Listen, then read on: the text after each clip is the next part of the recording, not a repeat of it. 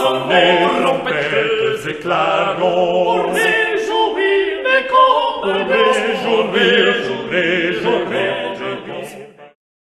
Je suis Lionel Piètre, chargé de recherche FNRS à l'Université libre de Bruxelles, spécialiste de littérature du XVIe siècle. Ce livre est issu de ma thèse, dirigée par Francis Gouillet.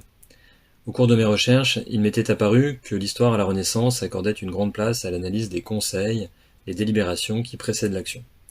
Dans les textes, les acteurs de l'histoire n'ont de cesse de débattre avant et après les événements pour savoir s'ils ont été prudents ou imprudents ou s'ils ont été le jouet de la fortune. Tout est affaire de jugement. Ce que j'ai appelé l'histoire-jugement permet ainsi d'aborder cette préoccupation commune, pas seulement dans les genres historiques, mais aussi dans des récits fictifs comme chez Rabelais, ou dans des textes non narratifs comme chez Montaigne. Guillaume du Bellay, c'est le seigneur de Langeais, né en 1491, mort en 1543.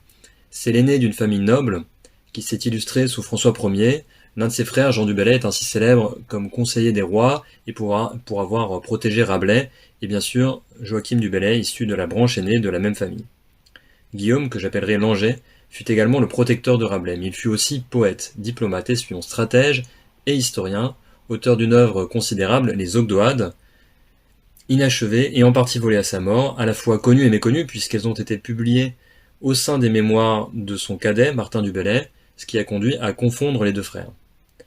Or, la lecture des fragments des Ogdoades révèle une conception originale de l'histoire exposée dans le prologue, très longue préface qui est aussi la première méthode de l'histoire en français.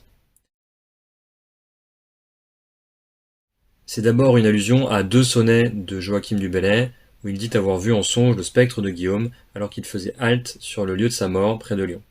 C'est ensuite une allusion au mystère qui entoure cet homme de l'ombre. C'est enfin une façon de souligner à quel point cet auteur méconnu a influencé d'autres auteurs qui, eux, ont pris la lumière.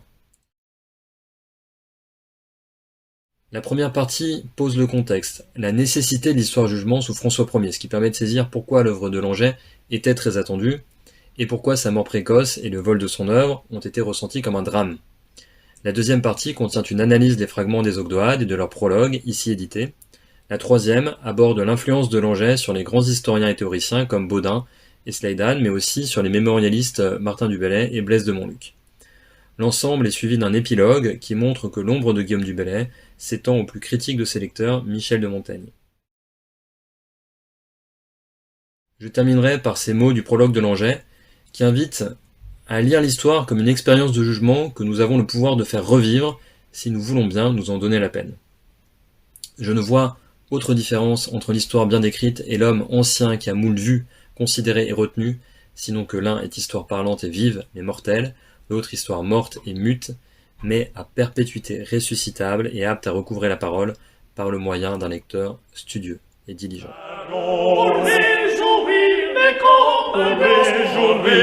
Réjouir,